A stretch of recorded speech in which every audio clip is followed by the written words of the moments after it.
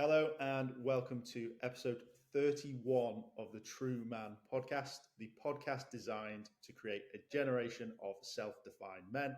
Today, I'm joined by Tom Godfrey. Tom, thank you so much for being with us today. Thanks for having me, Lewis. It's a pleasure to be here.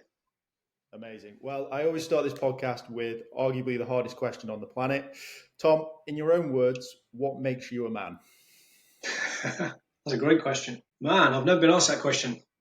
I think I'm an example to my two sons. That's what makes me a man. Great. Short and sweet. I love it. It's my favorite question. And if you've not been asked it, you should ask it yourself more times and as often as possible. And especially maybe ask your sons as well, right? I think it'd be nice for them. Great question. Yeah. So, Tom, why don't you tell us a little bit about what it is that you do and what you're up to? Sure. So, I'm a mindset coach. That's what I'm calling myself right now. I'm a father and a husband primarily. I was a corporate employee for a long time, 25 years, until a couple of years ago. And I think I kind of had the next 25 years kind of mapped out. And I started to kind of reflect and ask questions, which has led me, I guess, to where I am now and to chatting to you. And the sort of questions I found myself asking were, I started to look ahead. I started to think, when I get to the end of my life, am I going to look back with regret? It's what I started to think about and started to feel into. And I couldn't really answer it. I started to think, well, not about the things I've done, but about maybe the things I had never had the courage to perhaps find out if I could have done. Kind of this idea of potential. I'd always been fascinated with this idea of human potential. I'd been studying, I guess, what I consider the great teachers: Neville Goddard, Bob Proctor, Abraham Hicks, this whole idea of the power of awareness and the power of mind. So I'd kind of been fascinated with this awareness thing, this human potential thing, for a long time. So I qualified as a coach. I started working with clients, and eventually, a couple of years ago, I left my career to coach full time. And that is now what I do. Is I work with both men and women. And really, it's speaking to this success without fulfillment thing, where it feels like materially everything is kind of going well, but there's something lacking. There's something, there's this seeking thing. And I kind of feel like that's where I was a few years ago. This is a really long answer, but I guess I'm framing where I'm at the moment. I don't know. Does that answer the question? Yeah, I think my follow-on question to that is, what triggered that questioning? Where did that come? Yeah, I guess it was a culmination of a lot of things. I guess I'd always asked questions. I'd always been interested to understand how things work and why things are done a certain way. And I think I'd always questioned kind of the status quo, perhaps. And I guess over time, it kind of adds up, and there's this sense, this feeling, this I kind of refer to it as the seeking feeling. And we can pay attention. We can kind of ignore it, or we can eventually pay attention to it. And I guess I was ignoring it for a long time, until eventually it gets too loud to ignore. And really, is there another way? Is there another way? Is this what it's all about? Is life really all about this? So that whole kind of reflective thing, it was a culmination. Okay, so I again, I'm in a similar sort of position to yourself. Like, I started to have these questions with myself. I had a role, I had a business, and I was doing these things, and they were sort of taken away from me slowly, and then I was sort of left in this position of like, what is next was actually the first question, rather than what does it all mean and what it's all about. And I've started to have those sort of deeper conversations. How do you think someone can start in that space? How do you think someone can start to become more mindful? I think it's about being honest with ourselves. So I think it's about getting back in touch with ourselves. It's about not being afraid of what we're going to find. I think a lot of the way we're taught, a lot of the way kind of society is geared up is around this whole external seeking paradigm. Go out and make an impact, go out and achieve attainment, acceptance. It's all about external validation.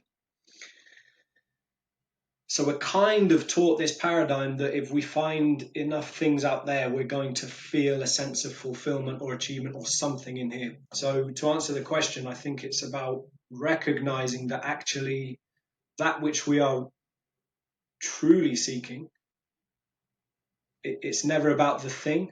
It's about how we think the thing is going to make us feel. So it's about bringing it back, getting in touch with how we actually feel, and not being afraid. So one thing that, so I guess when I'm speaking now, I'm speaking about, I guess, my own personal experience and also what I've learned through the coaching space from my clients. Yeah. Because I used to think this was just me. This is the other thing. I used to think like, is there something wrong with me that I don't feel kind of fulfilled or ungrateful or something like this? But what I've learned is, almost without exception, we're all having very similar inner dialogues, and it comes back to, for me, it comes back to this idea that we're seeking something out there, and it's completely backwards, because what we're actually seeking is the feeling that we believe this thing is going to bring us, right? This will make me happy. So it's not about the thing, it's about the happiness thing. So it's actually really simple. It's about bringing everything back to sitting with ourselves. Yeah. Okay. Nice. That's a tough place to get to, though, right? It's like there's a challenge. It's terrifying. No worries to anyone listening. It's terrifying, apparently, according to Tom, to get there. When we're talking about these things, though, and what I sort of want to really get across is, it's usually career, right? People try to sort of have this abrupt change in career, or this abrupt change in things like that. Have you managed to find things outside of that? And are there other things that people can focus on as well? Because what we don't want is everyone to just panic and quit their job. Yeah, spot on. And it's not actually about the job. This is the thing. Yeah, the job is just just to come back to the terrifying thing. I want to qualify that. Yeah. And the reason it feels terrifying is because what we're actually doing is we're challenging what we believe. We're challenging our beliefs. Like, most of our beliefs they're about who we think we are, and there are beliefs about ourselves and our beliefs about the world. So when we start to challenge our beliefs, and we kind of build a character around our beliefs a little bit. So we build this kind of work character with the job thing. So we become this person who delivers in the requirements of the career. We attach our identity to our beliefs. I'm this type of person. I'm just not one of these people. I'm not someone who. And we kind of create this framework of beliefs which we think is us. And that's the reason it feels scary, because it feels like if we have to go looking at this and challenging this, it's like, well, hang on, this is what I know. This is who I am. So I just want to speak to why it feels like a scary prospect, because it feels like we're kind of challenging our actual sense of self. But the good news is it's just a set of beliefs, and all beliefs are just ideas. Every single belief we hold including the ones about ourselves, they're just ideas that we've stopped questioning. We've just internalized them and we just hold them as beliefs.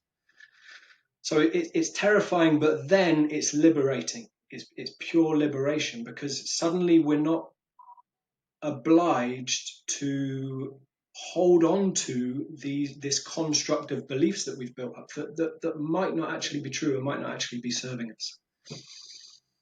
So it's a taking off the mask almost that we've this sort of creation that we've done. When you obviously deal with men and women, right? But in your opinion, do you think men are harder to get to this position? And if so, what can you suggest to them to help get sort of into this frame of mind? I don't know if men I don't know if men are harder than women. I think it comes down to the individual. I think it has to come from the individual. I don't think anyone can be kind of. I think it has to come from within. It has to come from a place where kind of I'm not afraid of what I'm going to find, because if we've got to a position where, like you say, we're wearing a mask and we all have to do it. Well, we all think we have to do it. We all think we have to be a certain character. Here's my professional self, and here's my personal self, and this whole work-life thing. If that gets to the stage where that becomes too exhausting, because it's just simply too misaligned with who you really are, then that's the point when change can happen, because it's almost like, well, what else are you going to do? You know where this road leads. It's almost like you might as well try something. You might as well try something else. I think it has to come from within. I would say desperation can be a gift if it inspires action. It can be the greatest thing that ever happens if it inspires. Okay, I'm open to trying something different. I'm open to looking at things a little differently. Okay, so it's hard for people that may find themselves, I don't know, let's say sort of spiraling down. So like you're almost shoehorned into a career, and that's now your life, and 20 years have passed and you're still doing the same job, you're still with the same girl who's now your wife, you've got a few kids. That almost becomes your safety net, right? And that's where the terrifying part comes from. But there has to be like a way that you can start to think like that, if you get what I mean, rather than being within. How do you start to have that conversation with yourself? Like, I'm coming to you and I'm saying, this is my problem right now. That's it. Yeah, sure. No, well, you describe it perfectly. Normally it's I feel stuck. Normally it's I don't know where to start, right? I don't know where to begin. I just feel like I feel like I'm out of control. I feel exhausted, overwhelmed, stuck. It's all together. It's all this big thing that I just don't know where to start with it. So the first thing is to acknowledge that we always have a choice. Nice. And even if nothing changes right now, right this moment, everything is as it is. That part just is. Then if we bring it back to how we reflect on that part, how we relate to, respond to, react to what is, that part is in our control. So even just simplifying, focusing on the parts that are in our control and out of our control. And when we start to really zone in on what is truly in our control, it's a very short list. Life's always gonna keep happening. We can keep reacting to it, or we can learn to focus our awareness and our energy to the parts which are in our control. And there's not a lot. How I think, okay, that's in my control. It might not feel like it right now, but I can learn to start paying attention to my thought patterns. You are not your thoughts. You are the observer of thought. even at just one subtle shift. Okay, how are my thought patterns? How is this helpful? I'm having this same thought loop every single day, over and over. Most of our thoughts are just repetitive. How is this helpful? So I've got some level of control over how I think, some level of control. I've got some level of control over how I feel. And I've got control over how I act, how I behave. And let's just start there. If everything else is what it is anyway for now, let's just focus on what's in my control and let's start here. One thing that I think is really important, and one thing that I really want to get across is even if you are the most mindful person, the most relaxed, chilled, self-aware person, you are still going to be hit with the ebbs and flow of life. And like, I get it a lot. People are like, "Oh, you must be so happy all the time." No, you must be like excelling in everything. No, like life still happens. It's about sort of dealing with it. So those three things are core part of it, right? But I think for me, and the thing that I always try to get through to people is life happens, shit happens, essentially. So yeah, I think that's a nicer, yeah. Life happens, yeah, and it's happening with or without your interpretation. It's happening right now, and it's going to continue happening. Yeah.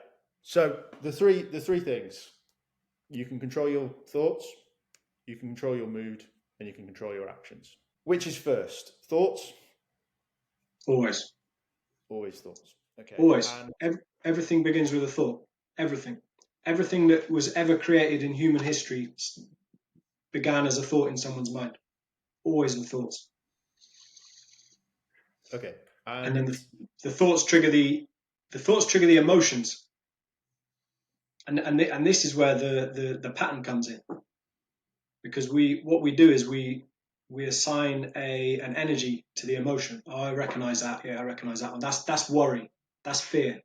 That's anxiety. So here's a question. When we're talking about action, so there's a lot of stuff in social media or in books and stuff like that are about like creating routine, or this millionaire does X, Y, and Z. This is the successful routine. What's your thoughts on actions without thoughts? Actions without thoughts, as in habitual routine. As in just we're following someone else's thought process, essentially. I see. Actions without thoughts. That's interesting. Well, it has to work for you. So this is the thing. I mean, this is a perfect example. These millionaire routines, as you call them, they work for the person who's created them. This work comes back to getting to know ourselves and sitting with ourselves and understanding what am I trying to do here?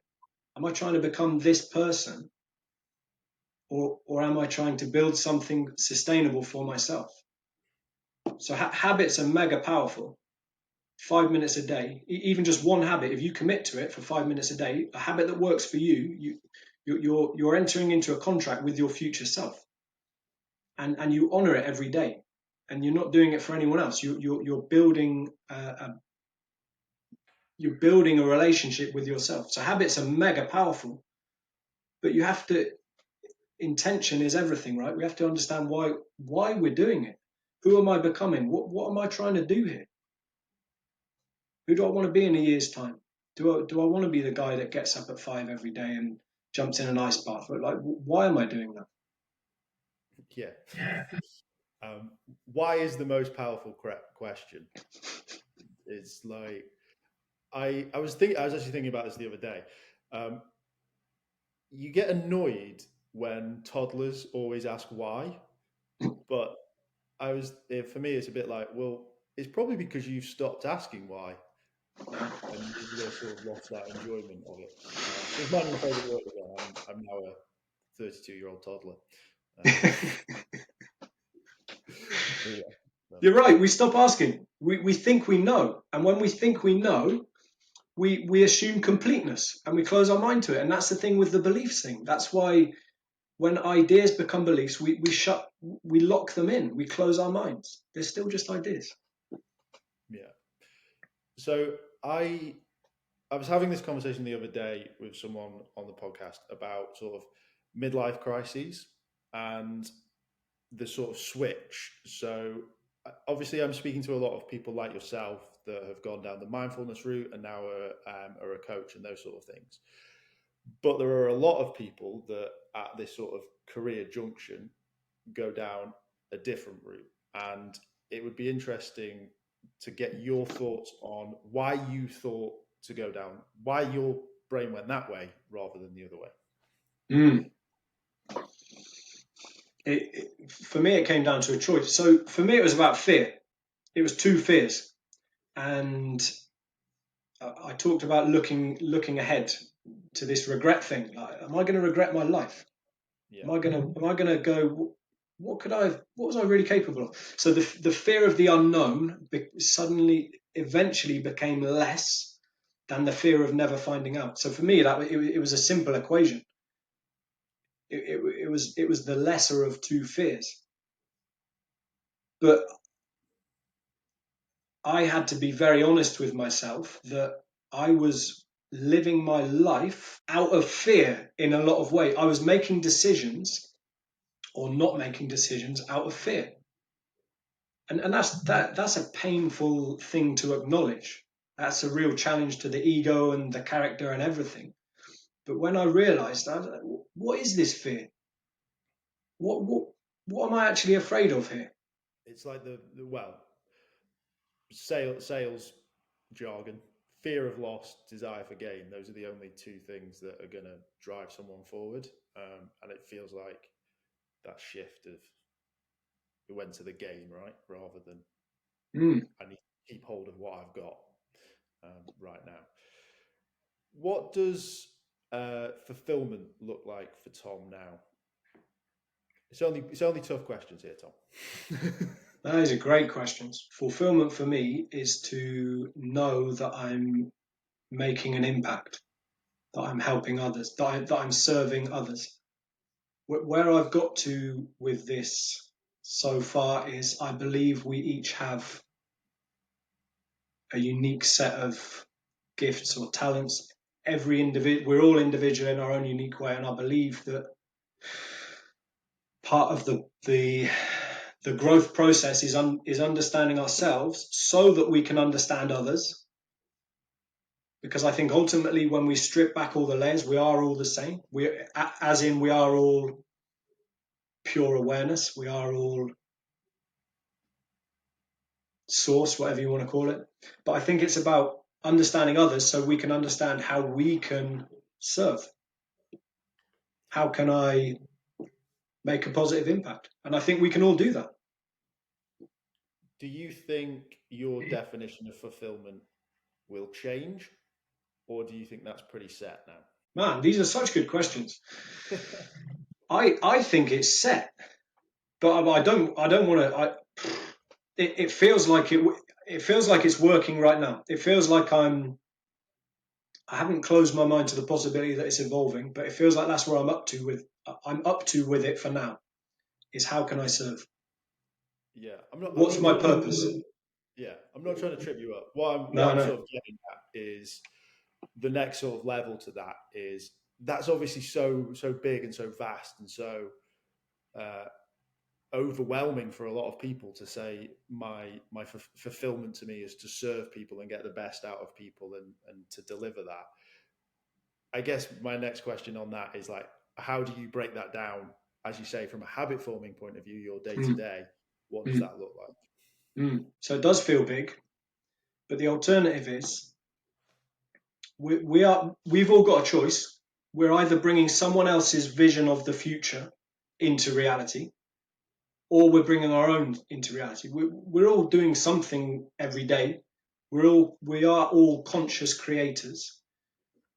The future it's based on our actions today. So we are all doing that anyway.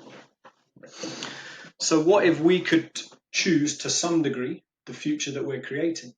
because this comes back to feeling like I can't affect change, feeling powerless, feeling stuck, believing that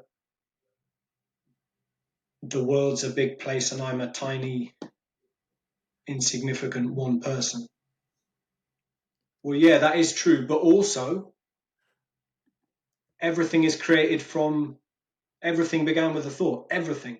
And we all have access to infinite creative potential through our mind.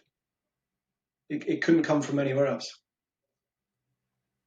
And what does your future look like, essentially? Like we're talking about big pictures, and I really want to hone you into Thanks. And I appreciate you bringing me back in, because I've got a tendency to go big picture. Right. Okay. Fantastic. So right now, so I've created Shift, which is the mindset journey to self-mastery. This is about self-awareness. It's a one-to-one coaching journey. And I've written a book, Shift, this year, 10 mindset shifts for the Great Awakening. So my immediate future is to bring Shift to as many people as possible. Anyone that is seeking self-improvement through self-awareness to benefit themselves and those around them, I want to bring Shift to as many people as possible. Okay. Do you think self-development is doable without self-awareness? Or self-compassion? A lot of self. I asked this question the other day on a different podcast, but I'm going to ask it again. Do you think people need to be more selfish? Yes, I do. 100% I do. And when you said a lot of self, the reason I believe it has to come first, because until we know ourselves, until we reconcile ourselves, until we can sit with ourselves, the world that we're going to find is going to be a reflection of our own inner misalignment. So I believe it has to come all awareness begins with self-awareness. And to speak to your point about selfishness is misunderstood. It's kind of, self-care is not selfish. We can't be a good father, good husband, good businessman, good anything until we look after ourselves to a level. Do you think that men tend to be more selfless because of all those things you've just mentioned? Yeah, absolutely I do. Yeah, absolutely. Yeah.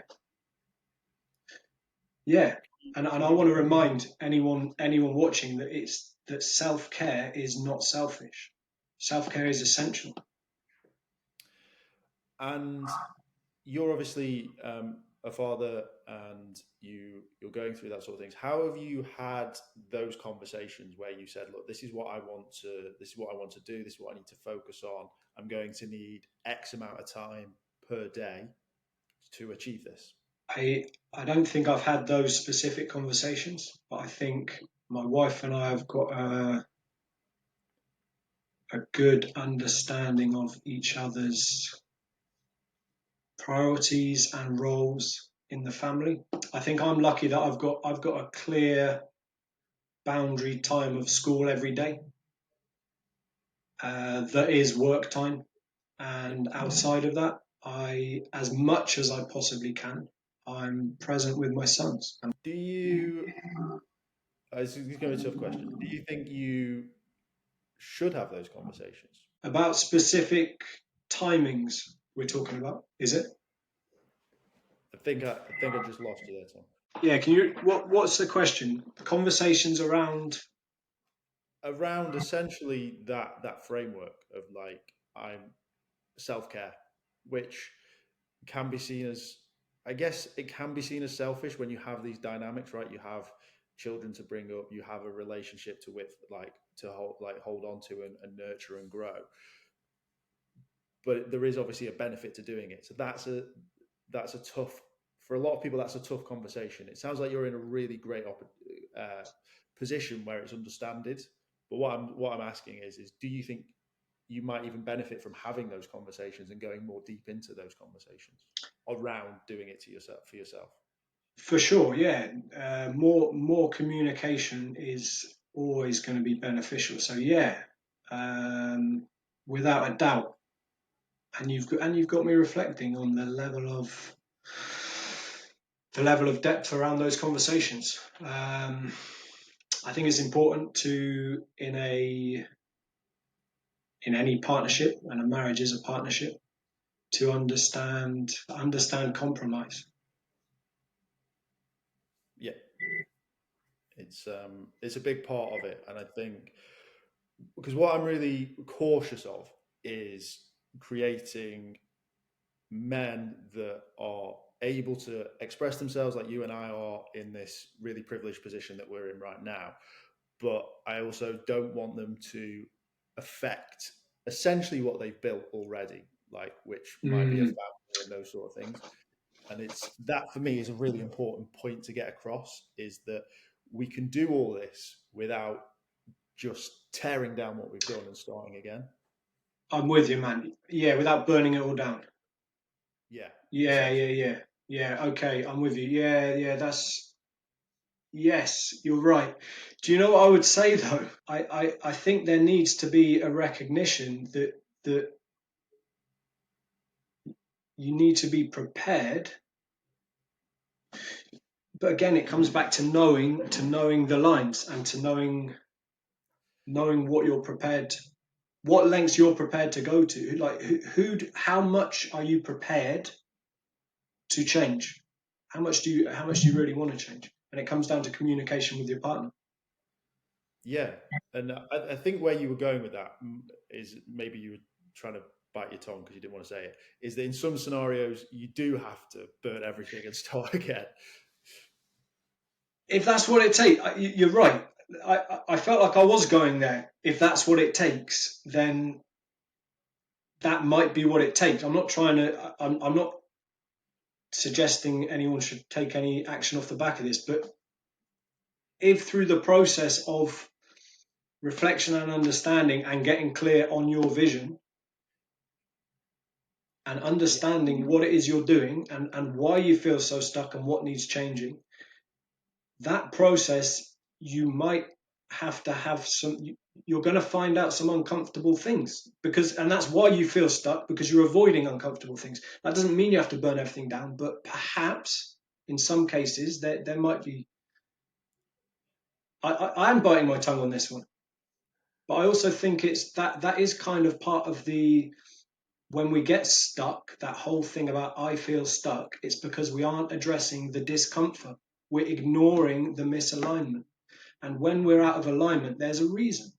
And it doesn't mean we have to burn it down, but we're going to have to address things. We're going to have to face things that we have perhaps been afraid to face.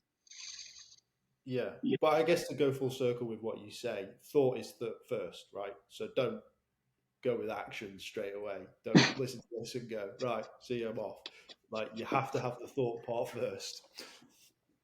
That's the important bit. Yeah. Well said.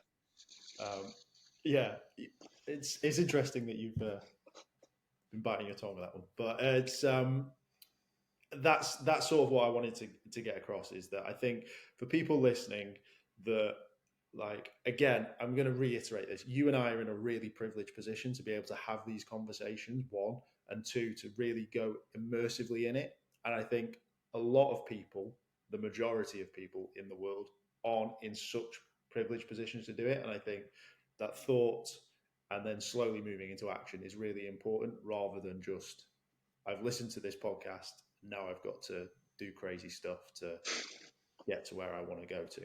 So, Tom, you mentioned about the book and the program and those sort of things. Is there anything that you would say you found whilst writing that book that you didn't know before? Yes. The final chapter of the book is called From Knowing to Unknowing. And really my conclusion is that I know nothing. And saying I know nothing is liberating, Because this whole thing, we think we know something, we stop trying to understand it, and then we think we know something else, and then we build up this kind of, we collect knowledge, when actually I don't know. I know nothing is liberation. Yeah. Well, you know something. Don't sell yourself short. Well, what do you know? Because this is what we get to in the coaching space when we start to break it down. It's like, well, okay, I feel anxiety, right? I feel anxiety, my anxiety. Well, how do you know it's anxiety? And then we'll start to reflect on it. Well, yeah, because it makes me think a certain way and it makes me do certain things. And here's what's brought me to this point. But how do you know it's anxiety? What does it feel like? And then when we start to actually pay attention to the feeling, okay, yeah, it's a feeling in my solar plexus. It's really familiar. It feels heavy. It feels tight. Okay, let's just pay attention to it. Let's just feel into it, observe it, acknowledge it, but don't feel the need to do anything with it. Okay, yeah, something's happened. Something's changed there. Suddenly it feels a little different. So I'm just challenging this notion, because when we know something, we lock it down. We lock it into a belief. We tighten up around it. We contract around it. I think I know the answer to this question, but I'm going to ask it anyway. And it's in regards to the current landscape of using words like anxiety, mental health, and those sort of things. Essentially, in some scenarios, maybe been sort of weaponized to an extent, like I'm depressed or I'm anxious. And like, what's your thoughts on that? Weaponized is the word. Labels. So for me, and I've made quite a few LinkedIn posts about this, labels are really not helpful, because the moment we have a label, we think we know it. When we label something, we stop trying to understand it. And when we identify a piece of our self-image, our self-identity, our feeling with a label, that's my anxiety. That's my anxiety. Oh yeah. That's what that is. And I'm not saying, I'm not for a second saying that we don't feel anxious. It's a part of the human experience to feel inner discomfort in the solar plexus. What I think is very dangerous is when we attach a label to the human experience, and then with that label comes a set of a stigma. It might, medication, whatever else comes with it. I'm not undermining the idea of anxiety.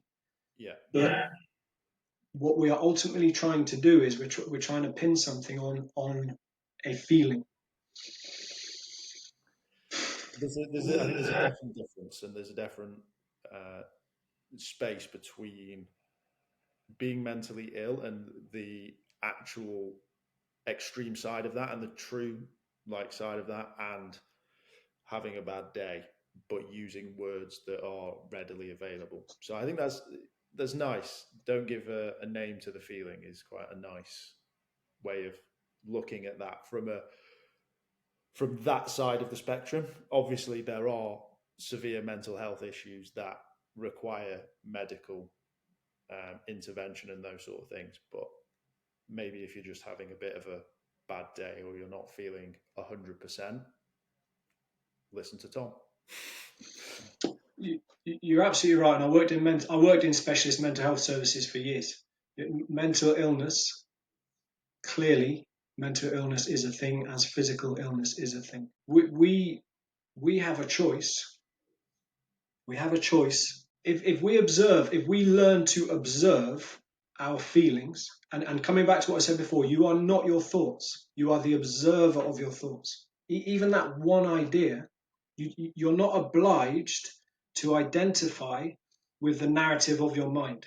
it isn't you. It's just mind chatter. Everyone gets mind chatter. Yeah. You're not obliged to feel something in your solar plexus and then try and pin something on it. You can just feel into it. You can feel it. And this is it. It's the fear of what that feeling, it's the fear of sitting with the feeling. And actually, if you find the courage to sit with the feeling, it's just energy. It's when we try and pin a label onto the energy that then we think we know what we've got. We think we know what we're dealing with.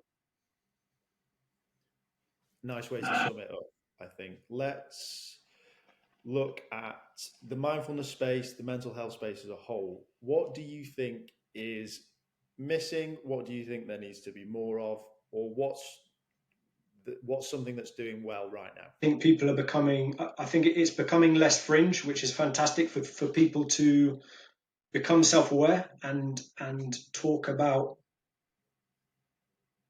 mental and physical health. I think there's a real shift in the last year or two where health and well-being, individuals are recognizing that we are responsible for our own health and well-being to a certain extent. This whole victimhood narrative, which is at every level of society, we're conditioned to look out there for the source of our discomfort, which is it's disempowerment. It's saying you don't have a say in how your life goes. So I think it's very empowering to individuals and communities and society when we recognize that we have some level of control over our own physical and mental health. Nice. So more control is needed, like more self-awareness of you have control is the lesson that's needed. Awareness of what's in your control and learning to let go of what is not in your control, because most of the things we give our attention, our energy to, we're reacting to something that's already happened. It's effectively in the past, and we're investing energy to react to something we have zero control over. So even bringing awareness to that is immense. It's a lovely way of summing it up, Tom. Most definitely. If people have loved what they've heard and they like what you're saying, where's the best place to find you? Where's the best place to engage with yourself? LinkedIn, Lewis. I'm Tom Godfrey, mindset coach on LinkedIn, and you can find the links to all my content there. I'm redoing my website, but it's not going to be ready yet, so I'll put it in for the recording. Actually, it's tg-coaching.co.uk. But yeah, LinkedIn is the best place to find me. Thanks. Amazing. Well, Tom, thank you so much for your time today. It's genuinely appreciated. Thoroughly enjoyed the conversation. Very big thinking. My brain is a little bit whirling, but thank you so much for your time. We went out there. Thanks a lot, Lewis. I really appreciate you inviting me on. I've really enjoyed it. Thanks.